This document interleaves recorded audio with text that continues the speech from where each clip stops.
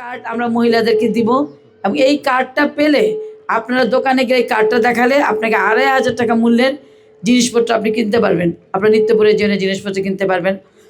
আপনি যদি জিনিসপত্র কিনতে না চান, আপনি যে ক্যাশ টাকা চান, এই কার্ডটা দেখালে আপনাকে ক্যাশ টাকাও দিয়ে দেওয়া হবে। এটা এই জন্য করেছেন যে তারেক রহমান বলেছেন যে মায়েরা নিজের যেমন পরিবারের সেবা করতে পারে, তার নিজের তার সন্তান, তার স্বামী, তার ছেলেমেয়ের দেখাশোনা করবে, নিজেরও দেখাশোনা করতে পারে। ছেলেমেয়েরা স্কুলে না গেলে মা কী করে? মা নিজে নিজে নিয়ে যায় বাচ্চাদেরকে, নিজে না খেয়ে কী করে? বাচ্চাদের খাওয়ায়। নিজের অসুখ হলেও স্বামীর ট্রিটমেন্টের টাকাটা দেয়, তাই না? সেই জন্য বলছে আগে আমার মাকেই স্বাবলম্বী করতে হবে, উনি একটা পরিবারের পুরো দায়িত্ব নিতে হবে। কত সুন্দর চিন্তা করেন উনি করে রেখেছেন।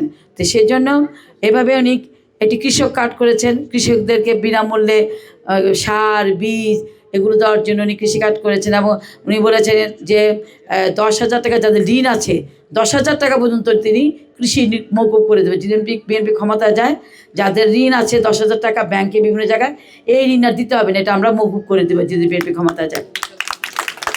এবং আমাদের নেতা বলেছেন যে আমরা চিকিৎসার জন্য আমরা হাসপাতালে যাই, হাসপাতালে কিন্তু পর্যাপ্ত বেড নেই। যা আমাদের জাহিদুল বলে সকালে তার একটা ভাইস্তা মারা গেছে, তার দেখা গেলো যে রাতে গেছে, ভালো ডাক্তার নাই, সিস্টার নাই, তারপরে বেড নাই, ভালো বেড নাই, নোংরা।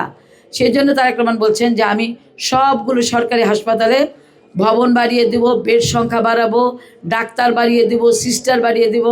এমনকি প্রাইভেট হাসপাতালে যে আমরা বিশেষ পরীক্ষাগুলো করি, এই পরীক্ষাগুলো করার জন্য সরকার থেকে ভর্তি দিতে হবে প্রাইভেট হাসপাতালে। তাহলে আমরা বিনামূল্যে ওই টেস্টটা আমরা বিনামূল্যে প্রাইভেট হাসপাতালে করতে পারবো। সেই জন্য আমাদেরকে একটি করে হেলথ কার্ড দেওয়া হবে। এবং আমাদের যে বেকার, যে শিক্ষিত অশিক্ষিত প্রায় ৩ কোটি বেকার যুবক রয়েছে, তারেক রহমান বলেছেন আগামী ৫ বছর যদি বিএনপি সরকার ক্ষমতা থাকে, ১.৫ কোটি বেকার শিক্ষিত অশিক্ষিত যুবকদেরকে চাকরি দিয়ে দেওয়া হবে ইনশাল্লাহ। এবং আমাদের অনেকের বাচ্চা ছেলেদেরকে আমরা ছেলে মেয়েদেরকে বিদেশ পাঠাই কাজের জন্য, তারা প্রশিক্ষণের অভাবে ভালো চাকরি পায় না। সেই জন্য তারেক রহমান বলেছেন এখন থেকে যারা বিদেশে যাবে আগে তাদেরকে প্রশিক্ষণ দেওয়া হবে। সেখানে বিদেশে কেউ যদি টেকনিশিয়ান চায়, তাহলে আমাদের মধ্যে যে টেকনিশিয়ানের ট্রেনিং পাবে তাকে টেকনিশিয়ানের দায়িত্ব দিয়ে পাঠানো হবে। কেউ যদি গৃহায়নের কাজ করে, সে যদি গৃহায়নের ট্রেনিং পায়, তাকে গৃহায়নের শ্রমিক হিসেবে তাকে বাইরে পাওয়া হবে। অর্থাৎ যার যে ট্রেনিং প্রয়োজন সে অনুযায়ী ট্রেনিং দিয়ে দক্ষ শ্রমিক হিসেবে বিদেশে পাঠানো হবে। তাহলে কী হবে? তার বেতন এখন যদি পায় ১০,০০০, তখন পাবে ৫০,০০০, কারণ তার দক্ষতা অনুযায়ী সে তার চাকরিটা পাবে। সেই কারণে আজকাল দেখবেন বাচ্চাদেরকে আপনারা কষ্ট করে জমি জমা বিক্রি করে বিদেশে পাঠান, কয়েকদিন পরে দেখি ফেসবুকে কান্নাকাটি করে, মা আমাকে বিদেশ থেকে নিয়ে যাও, আমার এই ভালো কাজ দেয় নেই, আমি না খেয়ে আছি, আমাকে নিয়ে যাও। এই জন্য তারেক রহমান বলেছেন যে আমরা আমাদের বাচ্চাদেরকে এমন প্রশিক্ষণভাবে দিয়ে দেবো যাতে বিদেশে গেলে সে সুন্দর মতো কাজটা করতে পারে এবং তার তার তার যোগ্যতা অনুযায়ী সে যেন বেতনটা পায়।